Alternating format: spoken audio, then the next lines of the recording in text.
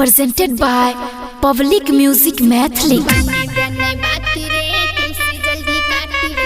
Singing by Dilwar Dilkhush.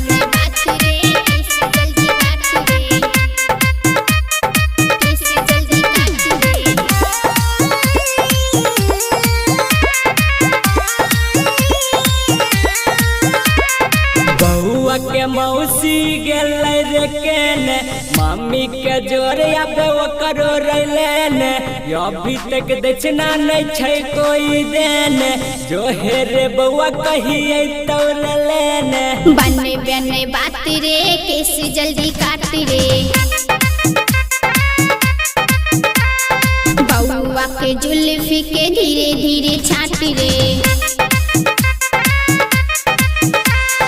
बउआ के मौसी गेलै रे केने मम्मी के जोरिया पे वो करो रैलेने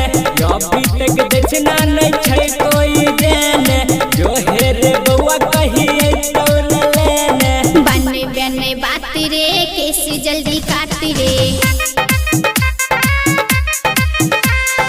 बउआ के जुल्फी के धीरे धीरे छाट रे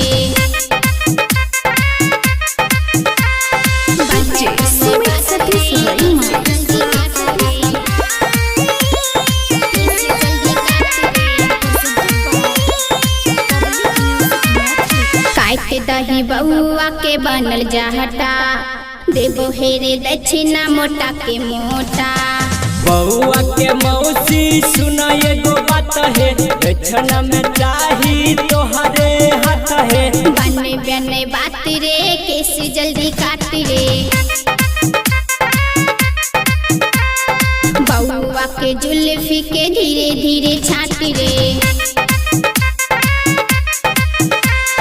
बउआ के मौसी गेलै रे केने मम्मी के जोरिया पे वो करो रैलेने अभी तक दक्षिणा नहीं छै कोई देने जो हे रे बउआ कहिए तो लेने बने बने बात रे कैसे जल्दी काट रे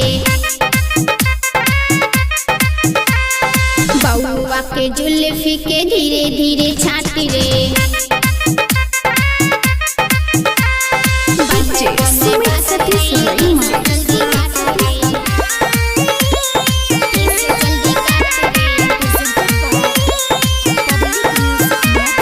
दीवाना बिपिन सुने दिल बर दिल खुश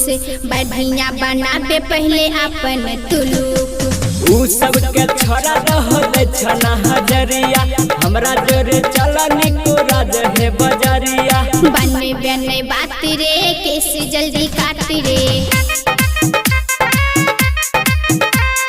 बउआ के जुल्फी के धीरे धीरे छाट रे बउआ के मौसी गेलै रे केने मम्मी के जोरिया पे वो करो रैलेने अभी तक दक्षिणा नहीं छै कोई देने जो हे रे बउआ कहिए तो लेने बने बने बात रे कैसे जल्दी काट रे बउआ के जुल्फी के धीरे धीरे छाट रे recording studio public music Dudhpura बाजार।